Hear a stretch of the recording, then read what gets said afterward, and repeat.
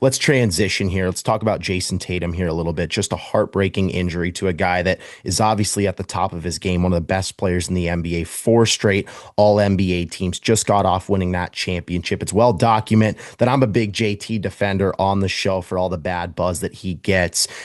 I'm curious from your perspective. You were at MSG the night that it happened, right? I was, yep. Will you walk us through kind of that night once everything transpired and how everything kind of evolved from the point of the injury, I guess? Yeah, I mean, obviously, I want to respect his privacy. The only thing that I would say was it was obviously a devastating moment. Somebody that spends as much time as he does on his craft, his body, eating properly, doing the proper rehabs, doing the proper lifting, watching film, putting in countless hours on the court. I mean, it's just you hate when bad things happen to good people, and I think that that was just an unfortunate misstep that caused him to have a devastating injury. But, anybody that knows JT knows he's going to bounce back and respond and come back and be a great version of himself. I think the scary part about it was, there hasn't been too many people that have had, the kind of return that you would have hoped for. KD is a great example of somebody that responded, came back and was you went right back to being the efficient, all NBA player that we've always, expected from KD. And so there is one example of it happening, and I have no doubt that Jason will be, just like KD, he'll be very strict and purposeful with his rehab, and I have no doubt that he'll return to being a top NBA player and a guy that's competing for championships and making first team All NBAs and doing all the special things that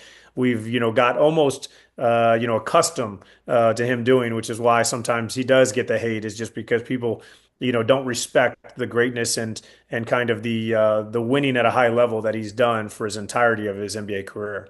Obviously, for you, you have this brilliant basketball mind when you're able to help these players evolve and develop and get to the top of their game. Is it almost a different challenge for you now where you're so used to helping these guys unlock new skills or work on new skills, and for an Achilles injury that's so scary, kind of working everything from the ground up or from a certain baseline? How do you, as a guy that's been so instrumental throughout the development in his career, how do you almost help him get back to that point? And is it like a new set of challenges for you almost?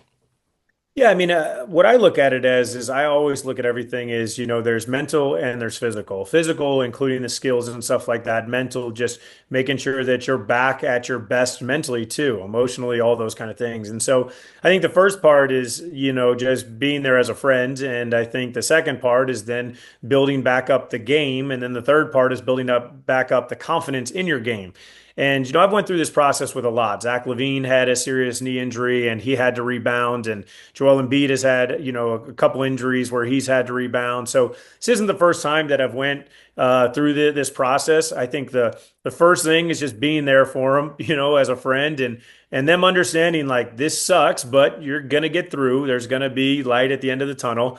The second part is, getting them back to trusting themselves as a basketball player, getting back on court and making sure that they feel in rhythm and giving them the confidence in their game again. And then the third part is just making sure that they do have that same swagger, that same, confidence in their game so that when they do step out on the court, they go right back to being who they were when they left. And so, each recovery and each kind of return to play is what we always say is different, but like I said, I mean, I've been through this before with guys, and I kind of know the one, two, three, process. And each guy goes through different challenges, and each guy responds differently. But there's been countless people that have went through injuries and come back on the other side of it and been great players. And so that's what I just keep reminding all my guys anytime they go through an injury is like, hey, this sucks now, but like, we're going to get through this. And on the other side of it, let's just make sure that you're just as good and if not better. This gives us time to actually,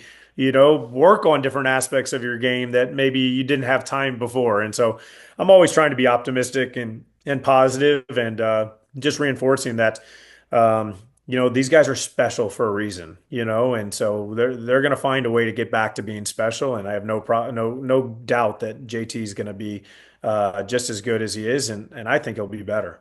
Yep. Yeah, he'll come back way stronger, just like Kevin Durant.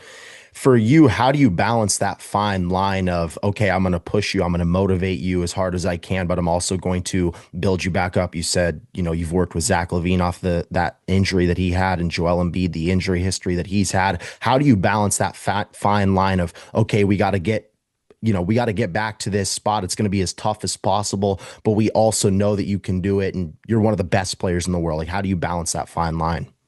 Yeah, it's no different than anything. If you want to make improvements in life, what you do is you look at where you are and where you want to get to, and then you break that down into little chunks that feel manageable. And so, there's a bunch of little chunks, and once you just check off those chunks, you look up and you've shrunk the gap between where you are and where you want to get to, and hopefully you've exceeded it. And so that's all it is breaking down everything into small little steps and and then the journey, instead of looking at it as a holistic, long process, it looks like, very manageable process that you have confidence that you can go through. So that's all it is just breaking everything down and then, checking off one step at a time until you look up and go, wow, like now I'm here.